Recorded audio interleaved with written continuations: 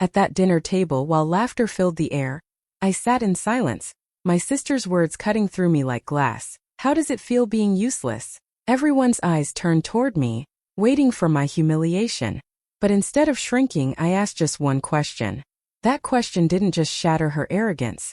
It exposed secrets no one at that table was ready to face. And by the end of the night, the definition of useless would never be the same again. The family sat around the long dining table, plates filled with food that looked too perfect to touch. Selu had arranged the whole evening, smiling brightly as if she wanted nothing more than to bring everyone together. But beneath her smile was something sharper, a quiet fire of envy that burned every time her eyes fell on her younger sister Nisa. The room carried laughter, glasses clinked, and the parents praised Selu for the effort she had put into organizing such a lovely dinner. On the surface it felt like a celebration, but deep down it was a trap waiting to spring. Selu's laugh was loud and polished, but it didn't reach her eyes. She looked at Nisa with the kind of stare that pretended kindness but carried poison. Nisa stayed quiet, her hands folded neatly on her lap, watching her sister's performance without a word. Everyone thought Selu was simply showing off her success, her house, her food, her wealth. But what no one knew was that Selu had planned this dinner with another purpose. This was not just a family gathering, it was her stage. She wanted Nisa to feel small, to feel like she didn't belong, to remind everyone who the star of the family was. No one dared to say it. The parents smiled, the siblings tried to chat lightly, but there was tension just under the surface. It was in the way Selu's hand lingered on her glass when she spoke, in the way she leaned back as though she owned the table, the night, and everyone at it. Every word from her mouth was dipped in pride, carefully polished to show that she was the successful one, the shining one. And yet, even in her confidence, her eyes kept drifting back to Nisa. She needed Nisa's silence. She needed her little sister to sit there quietly, to accept the role of being overlooked, to be the shadow that made her shine brighter. Selu smiled at everyone, but her heart was not at peace. She was waiting for the moment she could strike, the moment she could use her words like knives, and she wanted the family to see her victory when she cut Nisa down. The table had grown louder with laughter, stories, and the clinking of plates, but Selu's eyes never left Nisa. She leaned back in her chair, her voice rising just enough for everyone to hear. With a sly smile, she tilted her head and said, "Tell me, Nisa, how does it feel being useless, depending on crumbs while I shine?" The words fell into the air like a stone dropped into still water. The laughter that followed was not real joy but nervous, awkward chuckles. Some of the family shifted in their seats, pretending to laugh along because they didn't know how else to react. Their eyes darted toward Nisa, waiting to see if she would cry, if she would shrink away the way Selu wanted. Selu's smile grew wider, feeding on the silence that followed, confident that she had won this moment. She wanted to remind everyone of the difference between them. Her glowing in success, Nisa quiet and overlooked. The parents stayed silent, their faces stiff. Deep inside, they knew Selu's words were cruel, but they didn't stop her. They had allowed Selu to take center stage for years, praising her while treating Nisa as if she had no worth. Now their silence was like another laugh added to the room, another cut against Nisa. Selu lifted her glass as if making a toast, her eyes never leaving her sister. "Not everyone can shine," she added smoothly, pretending it was just a joke. But the edge in her voice betrayed her true intention. She wanted to crush Nisa's spirit in front of the whole family, to make her feel like she was nothing but a shadow at her table. For a long moment Nisa sat still, the weight of every eye pressed on her. Selu waited eagerly for tears, for lowered eyes, for silence that confirmed her power. The room buzzed with unease, though no one dared to break it. The insult had been sharp, perfectly planned, and everyone thought this was the moment Nisa would fall apart. But behind Nisa's calm face, something else was rising. She didn't lower her head, she didn't shrink back. The sting of her sister's words was real, but so was the fire quietly building inside her. Selu had no idea that the game she started with mockery was about to turn against her in ways no one at that table could imagine. The words of Selu's insult still hung in the air, and everyone was watching Nisa, waiting for her to break. But instead of tears, Nisa slowly lifted her head and met her sister's eyes with a calm that no one expected. Her voice was steady, almost too soft at first, but strong enough to cut through the noise. She asked, "Do you remember who really paid for your success?" The effect was immediate. The clinking of cutlery stopped. Glasses were set down in silence. Even the laughter that had been forced only moments ago disappeared as though the air had been pulled from the room. Everyone stared at Nisa, their surprise painted clearly across their faces. It was not the reaction they had imagined. They thought she would crumble, but instead she had thrown a question that no one could ignore. Selu's confident smile faltered. For the first time that night, she did not have an instant reply ready on her lips.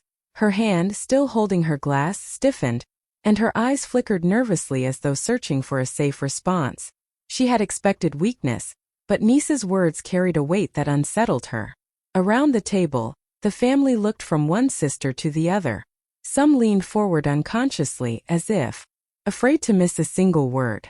The parents stiffened in their chairs, their faces paling at the direction of the conversation. They knew what that question meant, and they feared the truth that might follow. Nisa did not rush. She let the silence grow heavier, her gaze never leaving Selu's face.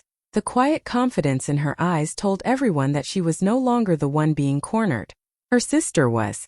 "Do you remember?" she repeated softly, but this time her words landed like a challenge, one that forced Selu to face the cracks in the image she had built for herself. Selu shifted in her chair, forcing a small laugh as if to brush the question aside. But it was too late. The family had already sensed that something was wrong. The room no longer belonged to Selu. The stage she had created to mock her sister was slipping out of her control. The silence stretched, uncomfortable and heavy. Even the sound of the clock on the wall seemed louder. Everyone waited for Selu's answer, but none came. And in that moment, it became clear that this dinner would not end the way Selu had planned. Nisa had changed everything with one unexpected question, and there was no turning back. Selu forced a laugh, waving her hand as if Nisa's question was nothing more than a silly remark. "Oh, come on, Nisa," she said, trying to sound amused. "You always say strange things." But her smile didn't reach her eyes. There was a flicker of unease in her voice, something sharp that didn't match her usual confidence. She wanted to brush it away, but the room was no longer hers to control. Everyone's attention had shifted, leaning toward Nisa, waiting to hear what she meant. Nisa sat straighter in her chair. Her voice remained calm, but each word carried a weight that pressed on the table like stones. "Strange things," she said slowly, her gaze still fixed on her sister. "Was it strange when I gave up my own chance at school so you could attend? Was it strange when I worked 2 jobs quietly just so you wouldn't have to leave your program? Or is it strange now that you pretend none of it ever happened?" Gasps escaped from some of the relatives. Selu's hand froze around her glass. She tried to smile again, but her lips trembled. "You're exaggerating," she whispered, but her voice was weaker this time. The family leaned closer. Their eyes darted between the sisters, their expressions shifting from admiration to confusion. For years they had believed Selu was the shining star, the self-made success. But now Nisa's words cracked that perfect image, showing shadows they had never noticed before. Nisa did not stop. "Do you remember those nights I stayed awake, filling forms and writing essays for you, while you slept? Or when I gave you the money I was saving to start my own small shop, just so you could pay your rent in the city?" Her voice was steady, but the truth in her words was impossible to deny. Selu opened her mouth to argue, but nothing came out. She could feel the shift happening around her.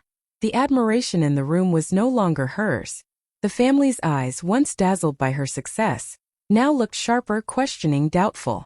Every detail Nisa revealed peeled another layer off the image Selu had built for years. The silence grew heavier, but it was not empty. It carried shock, curiosity, and the beginning of anger from those who had believed in Selu's perfect story.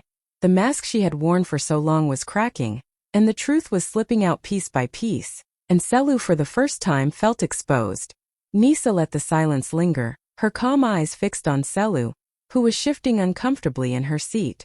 Then, without saying another word, Nisa slowly reached for her bag resting by the chair. The family watched with curiosity, unsure of what she was doing. She pulled out a neat stack of papers folded carefully, and laid them on the table. The soft sound of the papers hitting the wood drew every eye. "This," Nisa said quietly, unfolding the first document, "is the loan agreement I signed in my name, not yours, when you said you couldn't afford your last year in school. The bank didn't trust you, Selu, but they trusted me. I paid the first installments while you told everyone you worked your way through. The relatives leaned forward, eyes widening as they saw the official stamps, the signatures, the undeniable proof. Selu's face tightened, but before she could speak, Nisa placed another paper on top. And this, she continued, is the contract I handled for your first job. You didn't even know how to apply properly, remember? I filled out every form, wrote every letter, even spoke with the manager. You just showed up and took the position while I stayed behind. A loud gasp escaped one of the uncles. The parents lowered their eyes, shame creeping into their faces, while Selu's hands trembled on her lap. Her lips parted, but no words came. Nisa went on, pulling out a receipt. This is proof of the rent I paid for your first apartment in the city. I wired money month after month so you wouldn't lose the place. You told the family you earned it on your own. But here it is in black and white, the transfers all from me. The room felt smaller with every word. The relatives looked at Selu with disbelief, their admiration now shifting to confusion, even anger. Whispers started around the table. The truth was no longer hidden. It was written clearly in the documents lying before them. Selu's face drained of color. The confidence she had worn like a crown slipped away, replaced with a pale mask of fear. She had no escape, no clever joke to save her. The paper spoke louder than her words ever could. For years, she had stood tall on a foundation built by Nisa's sacrifices, and now that foundation was being exposed in front of everyone. The room that once celebrated Selu now felt like it belonged to Nisa. And Selu for the first time looked powerless. The papers still lay on the table, and the room was heavy with silence. Everyone's eyes were on Selu, but then Nisa turned her gaze toward their parents. Her voice was calm, but each word carried a sharp edge. And the most painful part, she said softly, is that you both knew. You knew every sacrifice I made. You knew every debt I carried. Yet you chose to let Selu take the glory while you called me useless. The parents stiffened, their hands tightening on their laps. The mother's eyes flickered away, and the father shifted uncomfortably in his chair, but neither spoke. The family's attention shifted to them, waiting for a defense, an explanation, anything. But nothing came. Their silence spoke louder than words. Nisa continued, her voice steady but filled with quiet hurt. I remember the nights I came home exhausted, working 2 jobs so Selu could stay in school. You told me I should be proud of her success. Proud. Even when you knew that it was my sweat, my money, my time holding her up. And still, you looked at me and said I had nothing to offer. The relatives exchanged shocked looks. Some shook their heads, unable to believe that the parents had stayed quiet all these years. The truth that Nisa had carried alone was now out in the open, and the weight of it pressed heavily on everyone in the room. Selu's face was pale, but it was the parents' silence that cut the deepest. Their choice to say nothing was no longer protection for Selu. It was an admission that they had seen Nisa's sacrifices but turned away, allowing one daughter to shine while the other was left in the shadows. The mother opened her mouth, but no words came. The father cleared his throat, but even he looked down at his plate, unable to meet Nisa's eyes. Their silence condemned them, and the relatives saw it clearly. For years the family had believed Nisa was the weak one, the one without value. But now the truth stood tall in front of them, and the parents' quiet guilt wrapped around the table like a heavy chain. It was no longer just Selu's mask that had cracked. It was the entire foundation of what the family had chosen to believe, and nothing could ever hide it again. Selu's hands trembled as she tried to gather herself. Her eyes darted around the table, searching for someone to take her side, but all she found were faces filled with shock and disappointment. For years she had been the one everyone praised, the one they called brilliant and successful. Now that image was collapsing right before her eyes. Forcing a laugh, Selu pointed a shaky finger at Nisa. This is jealousy, she said quickly, her words rushed. You've always hated me because I was the one who achieved something. That's why you're bringing all this up now, to embarrass me. Isn't that right, Nisa? But her voice cracked at the end, and everyone at the table heard it. The family shifted uncomfortably, some leaning back, others narrowing their eyes. They were no longer convinced by her proud tone. The more she spoke, the clearer it became that she was desperately clinging to the pieces of her broken mask. Nisa didn't respond. She didn't need to. Her silence was stronger than any argument. It forced Selu to keep talking, to fill the air with excuses that sounded weaker with every sentence. You all know me, Selu continued, her words tumbling over each other. I worked hard for everything I have. She stopped herself, realizing her voice was trembling. The relatives exchanged looks, some whispering, others shaking their heads slowly. The admiration they once had for Selu was gone, replaced with doubt and even pity. Her confidence, once so powerful, had turned into desperation. Finally, Selu's words began to stumble. Please, you have to believe me, she said, her eyes glistening as she turned from one relative to another. I built my life with my own hands. Nisa is just bitter because she has nothing. But as she spoke, her voice lost strength. The more she insisted, the more transparent her lies became. The family saw through her now. They saw the trembling in her hands, the panic in her eyes, the cracks in her story. No matter how hard she tried to accuse Nisa, the truth already stood too tall to be ignored. Selu's boast, once a weapon she used to silence others, had turned into begging for someone, anyone, to still believe in her. But the room was no longer hers. The power had shifted and everyone knew it. The room had grown tense, Selu's voice fading into broken excuses that no longer held weight. Nisa, who had remained calm through it all, finally leaned forward. Her eyes moved slowly from her sister to every face around the table.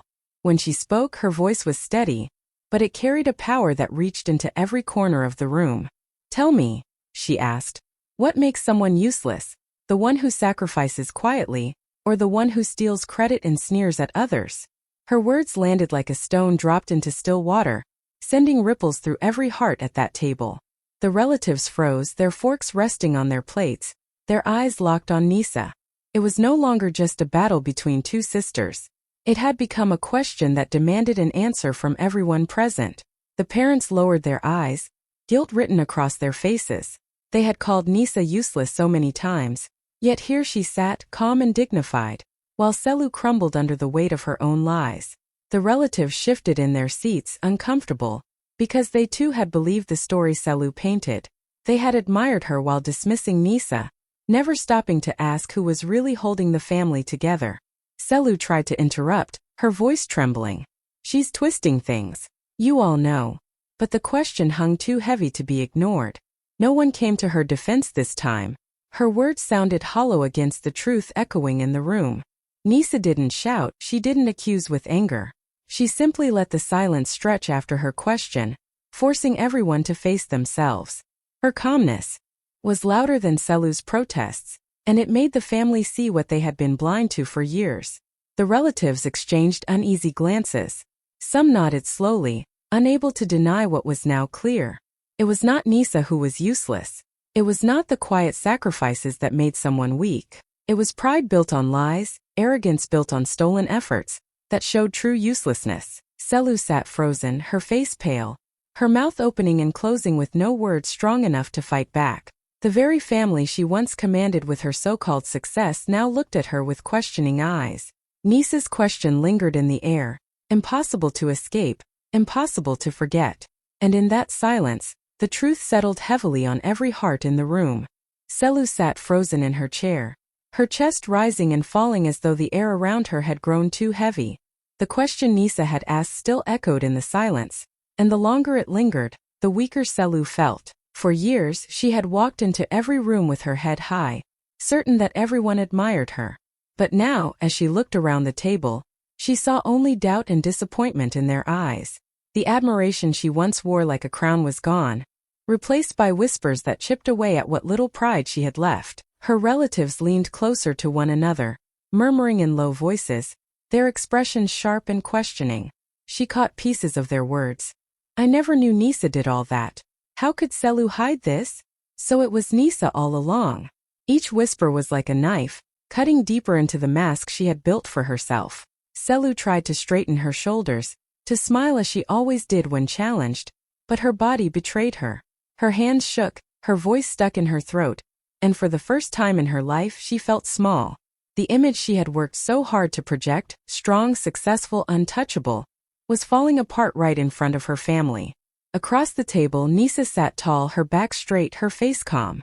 She didn't gloat, she didn't throw more accusations. She didn't need to.